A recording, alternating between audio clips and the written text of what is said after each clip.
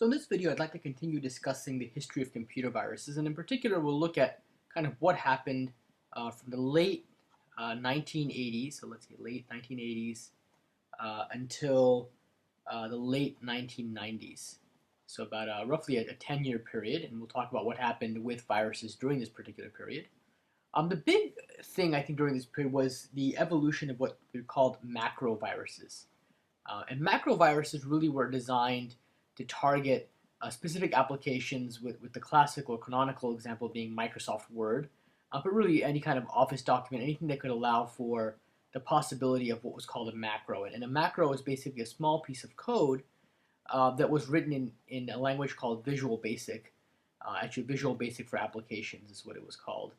So Visual Basic for Applications. And the idea is that this is a small piece of code that could be embedded inside of a document, and then when the document was opened, the code could be executed.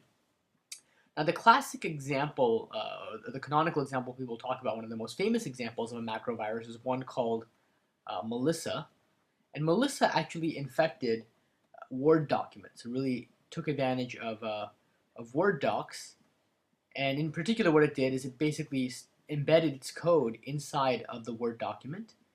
And then to kind of infect or to spread, well, what happened is that the uh, the the document containing the actual macro, the malicious macro, would effectively be emailed out to people in your contact book, and in that manner, the document would spread out and be transmitted to people you may know. Now, the one thing to keep in mind here is because the document was being transmitted to people who were in your contact book and therefore people you knew, they in turn might be more likely to open the document because they thought it came from you. And you know, the idea of social context was basically being used and being leveraged to make people that much more likely to open the document, and in turn the cycle would continue and the threat would spread to a much larger degree.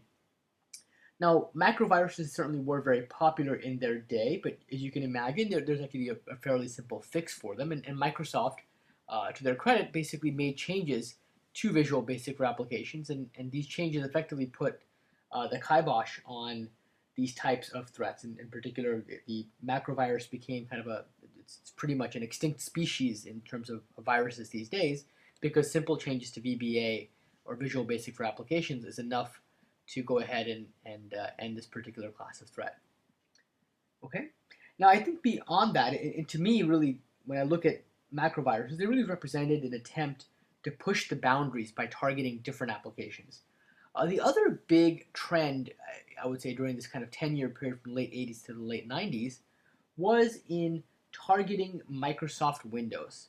Now, you might be wondering, well, what were they doing before this point? Well, up until this point, all viruses really targeted Microsoft DOS. That was the predecessor operating system to Windows. But nowadays, no one really talks about DOS that much, and Windows is sort of the preferred flavor for most threats.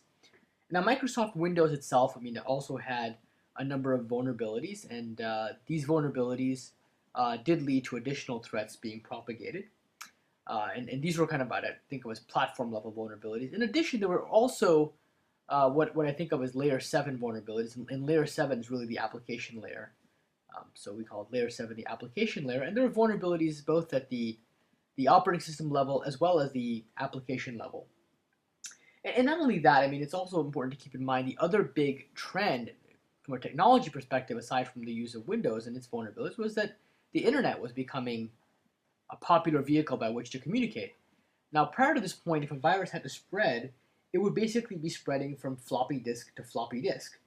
And that would entail a certain level of spread and a certain speed at which a virus could spread.